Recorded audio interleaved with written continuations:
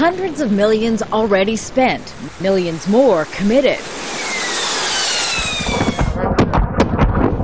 Already stretched thin by the trillion-dollar wars in Iraq and Afghanistan, the U.S. is once again spending military money, this time in Libya.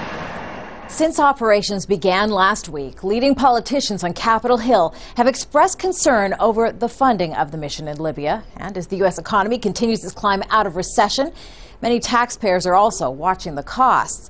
Well, the United States has already fired nearly $260 million worth of Tomahawk missiles from its submarines and ships positioned off of Libya's coast.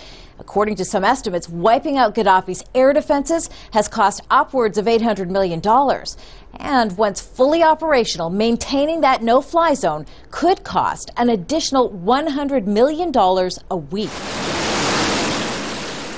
When it comes to exact price tags, the White House is dodging those requests, saying Friday that precise numbers aren't yet available. Still, officials insist the U.S. will have the money to pay its part of the bill. We feel confident, given the nature and the limitations on the mission, that it can be paid for within existing budget appropriations, because there are funds that exist for that purpose. As Commander-in-Chief, I face no greater decision.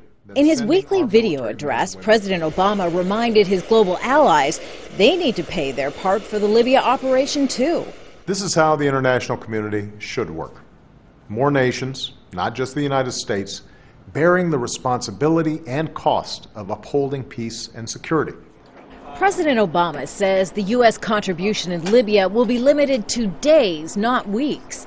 Critics argue that timeline is unrealistic, according to conditions laid out in the UN resolution. The terms of the resolution say explicitly that the Secretary General of the UN should report back to the Security Council within 7 days and every month thereafter. So it assumes that it's going to go on at least for months. But even a limited operation is still expensive. And should Libya evolve into a drawn-out conflict, the financial impact could be devastating for an already fiscally strapped United States. Kimberly Helkett, Al Jazeera, Washington.